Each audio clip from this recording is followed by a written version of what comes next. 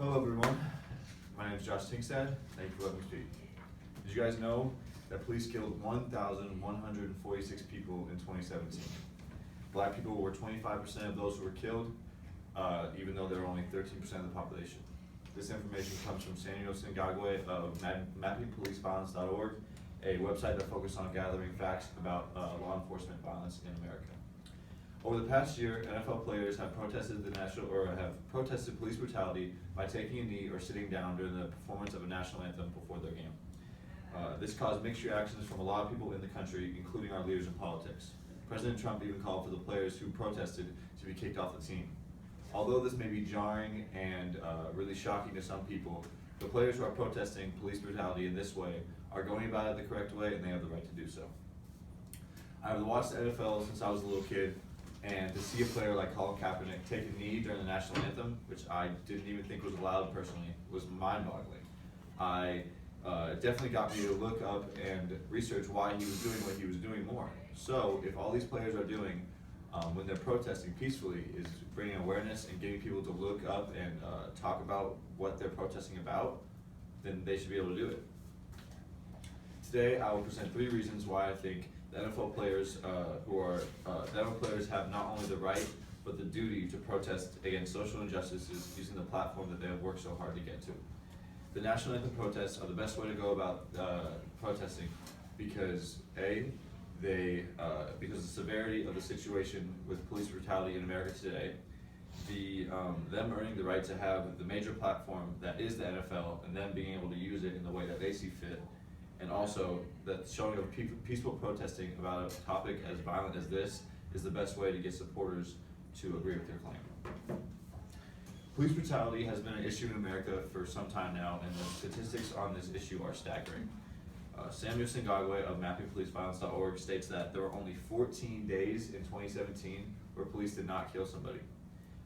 Black Americans are 3 times more likely than white Americans to be killed by police, and 30% of black victims who were killed in 2013 were unarmed. So if you are a person of color in America today, specifically a black American, you may feel like you have a target on your back or that you have to be extra careful when dealing with law enforcement. This could weigh on you. According to Vitana.org, a nonprofit organization which focuses on education, police officers are indicted in fewer than 1% of killings. 84% of police officers have stated that in a recent survey that they have directly witnessed a fellow officer using more force than was necessary, and 61% of police officers state that they do not always report serious abuse that has been directly observed by a fellow officer. Now this brings up the whole subject of holding police officers accountable. If we can't trust that the police officers will be held accountable for their actions, how can we expect them to be able to do their job to the best of their ability? If they are supposed to be the ones holding us accountable, then they should be held to the highest of standards in America today. If we expect the people that are supposed to be keeping us on track and holding us to the high standards that are our laws in America, then they should be the ones that are also following these laws even to a higher T, and we should be holding them to a higher scrutiny than we are right now at this moment. It is clear that this is a major issue in America, and there is some type of action and discussion that needs to be had and taken. Which brings me to my second point. Every Sunday, millions and millions of Americans tune in to the NFL to watch their favorite and best players in America in the game of football compete.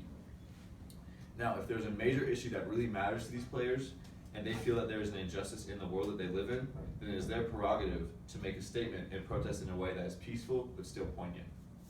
According to Richard Detouche of SI.com, a site that is simply dedicated to covering all the biggest news in sports, the average viewership for NBC's Sunday Night Football is 18 million.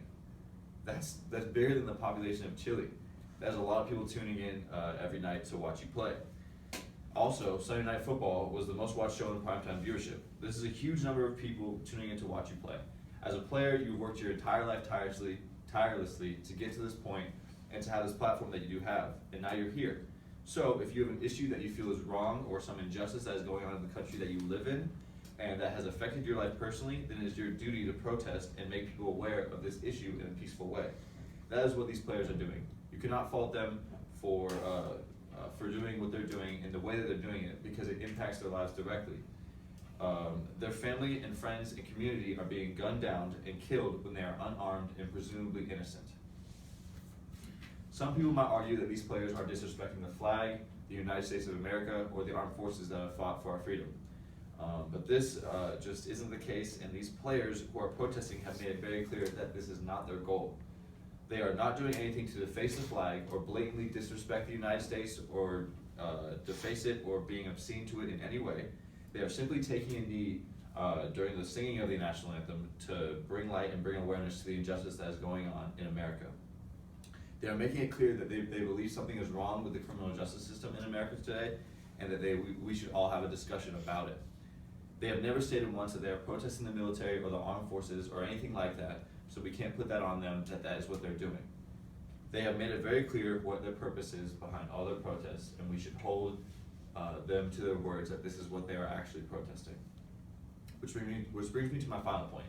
The NFL players are protesting the national anthem, are going about it the right way, because they are showing that even with an issue that is violent as police brutality and racial bigotry, their protest can be peaceful and not hurt anyone. In a time where something as sensitive and emotionally charged as racial injustice debate can turn violent so easy, it is great to see these men in positions of influence using their platform to show how to conduct a peaceful protest to get your point across. Just this past year in St. Louis, after a white police officer was acquitted in the shooting death of Anthony Lamar Smith, protests began. According to thinkprogress.org, a progressive public policy research and advocacy organization, the protest descended into late night violence, which included broken windows, thrown rocks, water bottle cans, garbage can lids, and one small faction of protesters threw chunks of concrete at police, breaking windows of small businesses. This is an example of how protests should not be held. And this is why it is so important for NFL players to show how to conduct a peaceful protest about the same exact issue. They are showing that the way that people are going about it sometimes today is not a way, and the violence is just bringing more hatred and more disagreement. And according to Olivia B. Waxman of Time.com, the website affiliated with one of the most respected and longest running magazines of all time, during the 2017 NFL season, more than 200 NFL players chose to sit or kneel during the national anthem. The sheer number of the players who are sitting and kneeling should show us how important this issue actually is.